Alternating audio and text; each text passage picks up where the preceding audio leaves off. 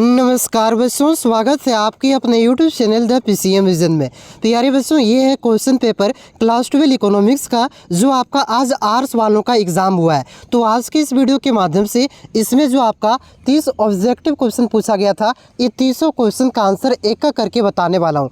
तो साथ ही साथ मिलाते चलिए और लास्ट में कमेंट करके ज़रूर बताइएगा कि 30 क्वेश्चन में से आप लोगों ने कितना क्वेश्चन सही किया है, क्योंकि लगभग आपका जो मैंने आपको 300 क्वेश्चन करवाया था और 200 PYQ क्वेश्चन कराया था, वहां से लगभग आपका 70 से 28 क्वेश्चन देखने को मिला है। और जो आपका साइंस और कॉमर्स वालों का एग्जाम हुआ था, वहां से भी 2-3 क्वेश्चन आपका हुबहू रिपीट हुआ है। तो आप लोगों ने आज फोड़ ही दिया होगा। तो चलिए हम लोग डायरेक्ट क्वेश्चन पे चलते हैं और एक एक करके सारे क्वेश्चन को यहाँ पे हम लोग देखते हुए चलते हैं। तो देखिए, पहला क्वेश्चन क्या है कि भारत की अर्थव्यवस्था किस प्रकार की अर्थव्यवस्था है। तो मैंने आपको बताया था कि भारत की अर्थव्यवस्था आपका किस प्रकार की अर्थव्यवस्था है, तो ये आपका एक मिश्रित अर्थव्यवस्था है। ऑप्शन नंबर डी इसका करेक्ट आंसर होगा। उसके बाद देखिए अगला क्वेश्चन क्या है कि निम्नलिखित में से संसाधन का एक उदाहरण है। तो औजार भी संसाधन है, मशीन भी संसाधन है और कौशल भी एक संसाधन है, स्किल भी संसाधन है। ठीक है, तो इस क्वेश्चन का करेक्ट आंसर होगा ऑप्शन नंबर डी, इनमें से सभी। उसके बाद देखिए बच्चों, अगला क्वेश्चन क्या है कि किस प्रकार की अर्थव्यवस्था में आर्थिक क्रियाकलापों का आयोजन सरकार या केंद्रीय सत्ता कर सकती है। तो ये आपका केंद्रीयकृत या योजनाबद्ध अर्थव्यवस्था में होता है। ऑप्शन नंबर सी इसका करेक्ट आंसर होगा। उसके बाद देखिए अगला क्वेश्चन क्या दिया गया है कि निम्नलिखित में से किस वक्र का ढाल ऋणात्मक होता है। तो मैंने आपको ये साइंस और कॉमर्स वालों में भी पूछा था। तो इस प्रकार से क्या होता है, बजट रेखा का ढाल होता है। ऑप्शन नंबर 20 का करेक्ट आंसर होगा। आगे देखिए अगला क्वेश्चन क्या दिया गया है कि जब किसी वस्तु की कीमत में परिवर्तन से उपभोक्ता की आवाई में स्थिर रहता है तो उस वस्तु का मांग क्या होगी। तो उस वस्तु का मांग हो जाएगा आपका इकाई लोचदार हो जाएगा। ठीक है, ऑप्शन नंबर सी इसका करेक्ट आंसर होगा। देखिए यहाँ पे उपभोग को ज्यादा नहीं कर रहा है, सिर्फ आय बढ़ रहे हैं, क्या हो जाएगा। ठीक है, मांग में कुछ नहीं बढ़ा रहा है। आगे देखिए अगला क्वेश्चन क्या है कि दो वस्तु x तथा y के लिए बजट रेखा का समीकरण दिया हुआ है 2x + 3y = 20। तो बजट रेखा की ढाल क्या होगी। तो इसका जो करेक्ट आंसर हो जाएगा आपका, ये हो जाएगा, कौन सा क्वेश्चन है, तो इसका हो जाएगा आपका 0.6 हो जाएगा। ठीक है, इसका जो करेक्ट आंसर होना चाहिए 6 का आपका हो जाना चाहिए, ये 0.6 होना चाहिए, ऑप्शन नंबर ये। उसके बाद देखिए अगला क्वेश्चन क्या दिया गया है, 7वां क्वेश्चन कि किसी वस्तु की मांग को प्रभावित करने वाला एक कारक निम्नलिखित में से कौन सा है।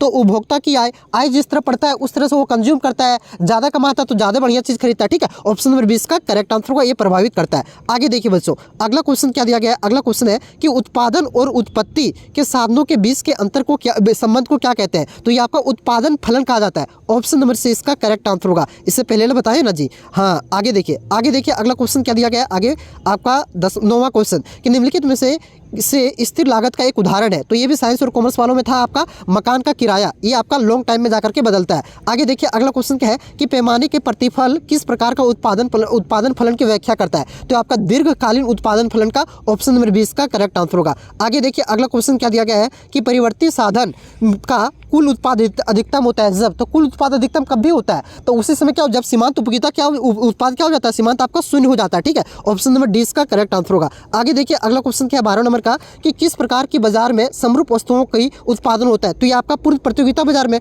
ऑप्शन नंबर 20 का करेक्ट आंसर होगा।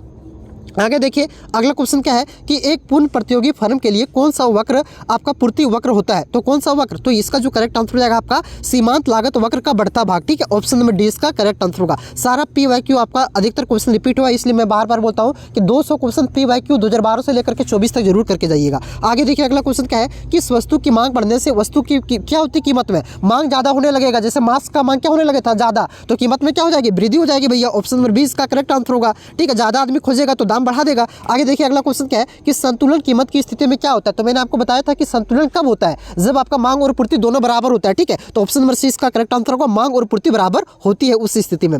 आगे देखिए अगला क्वेश्चन क्या है कि समष्टि अर्थशास्त्र में समष्टि शब्द का क्या अर्थ है। तो इसका अर्थ होता है आपका बड़ा और व्यष्टि का अर्थ होता है छोटा। ठीक है, तो ऑप्शन नंबर ए इसका करेक्ट आंसर होगा, कराया हुआ क्वेश्चन है। आगे देखिए अगला क्वेश्चन क्या है कि मुद्रास्फीति की स्थिति में क्या होता है। तो ये आपका साइंस और कॉमर्स वाला का रिपीट हुआ है। तो इसमें क्या होती है कि वस्तु की कीमत में वृद्धि हो जाती है। ऑप्शन नंबर 20 का करेक्ट आंसर होगा। आगे देखिए अगला क्वेश्चन क्या है कि the general theory of employment interest and money नामक पुस्तक का प्रकाशन कब हुआ था। तो ये पुस्तक का प्रकाशन आपका 1936 में हुआ था। ऑप्शन नंबर ये इसका करेक्ट आंसर होगा। आगे देखिए अगला क्वेश्चन क्या दिया गया है कि मजदूरी क्या है। तो प्रति इकाई श्रम की कीमत को क्या कहते हैं, मजदूरी कहते हैं। ऑप्शन नंबर 20 का करेक्ट आंसर होगा। आगे देखिए अगला क्वेश्चन क्या है कि अंतिम वस्तुएं होती है। तो टिकाऊ वस्तु, उपभोक्ता वस्तु, गैर टिकाऊ उपभोक्ता वस्तु और पूंजीगत वस्तु, ये तीनों आपका क्या है, अंतिम वस्तु है। ठीक है, तो इस क्वेश्चन का करेक्ट आंसर होगा ऑप्शन नंबर डी हो जाएगा इनमें से सभी लगभग सारा पढ़ाया हुआ क्वेश्चन आया हुआ है। अगर आप बढ़िया से देख करके गए होंगे PYQ तो उससे बाहर नहीं गया होगा, और जो क्वेश्चन करवाए उससे, ठीक है। निम्नलिखित में से तृतीय क्षेत्र की एक गतिविधि है, तो सेवा क्षेत्र को तृतीय क्षेत्र कहते हैं, जिसमें सामान बेचा जाता है, बीमा, ये सब क्या, ठीक है। तो आर्टिक का बाजार में बेचना, ये क्या हो जाएगा, तृतीय क्षेत्र हो जाएगा। ऑप्शन नंबर सी इसका करेक्ट आंसर होगा। आगे देखिए अगला क्वेश्चन क्या है कि माल सूची में सम्मिलित किया जाता है। तो माल सूची में जो सम्मिलित किया जाता है बच्चों, इसमें कौन क्या सम्मिलित किया जाता है, तो इसमें आपका विकृत और निर्मित वस्तु को सम्मिलित किया जाता है, कच्चे माल तो नहीं किया हो जाएगा। ऑप्शन नंबर ये होना चाहिए इसका करेक्ट आंसर, ठीक है। उसके बाद देखिए अगला क्वेश्चन क्या है कि GNP और GDP के अंतर क्या होता है, तो इसमें आपका विदेश से प्राप्त आय का अंतर होता है। ऑप्शन नंबर सी इसका करेक्ट आंसर होगा, ठीक है। आगे देखिए अगला क्वेश्चन क्या है कि निम्नलिखित में से मुद्रा की एक कौन सी विशेषता है, तो विशेषता क्या, मुद्रा एक नाशवान वस्तु है क्या, नाश हो जाता है, खराब हो जाता है क्या, नहीं ना होता जी, तो ये तो होबे करेगा, इनमें से सभी भी नहीं होगा। मुद्रा एक सार्वभौमिक स्वीकार, यानी कि सभी को क्या करता है, स्वीकार करता है, ये इसकी विशेषता है। ऑप्शन नंबर सी इसका करेक्ट आंसर होगा। आगे देखिए अगला क्वेश्चन क्या है आपका 25 नंबर का कि किस बैंक को भारतीय का केंद्रीय बैंक का दर्जा प्राप्त है, तो भारतीय reserve bank of India. Option number D इसका करेक्ट आंसर होगा। आप लोगों ने गर्दा मचा दिया होगा बच्चों। आगे देखिए अगला क्वेश्चन क्या है कि निम्न में से किस स्तर का मान 0 से 1 के बीच होता है, तो उपभोग की सीमांत परिवर्ती, इसका जो आपका मान होता है ये आपका 1 से 0 के बीच होता है, 0 से 1 के बीच। ऑप्शन नंबर ये इसका करेक्ट आंसर होगा। 27 नंबर का क्वेश्चन देखिए कि यदि किसी अर्थव्यवस्था में उपभोग की सीमांत परिवर्ती MPC बराबर 0.6 है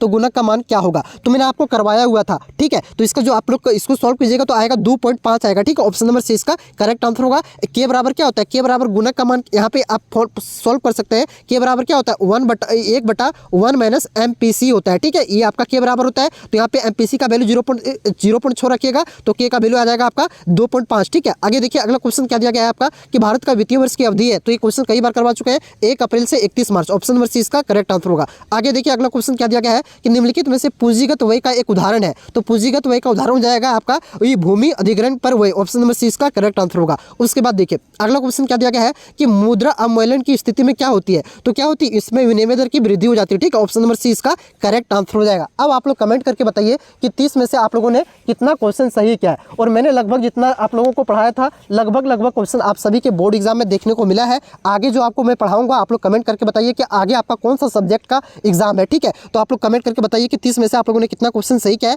और क्या भिड़ा है कि नहीं भिड़ा है, आप लोग बताइए, ताकि जो और भी विद्यार्थी है उसको विश्वास हो जाए, ठीक है। तो चलिए मिलते हैं नेक्स्ट वीडियो में, तब तक के लिए जय हिंद, जय भारत, जोहार।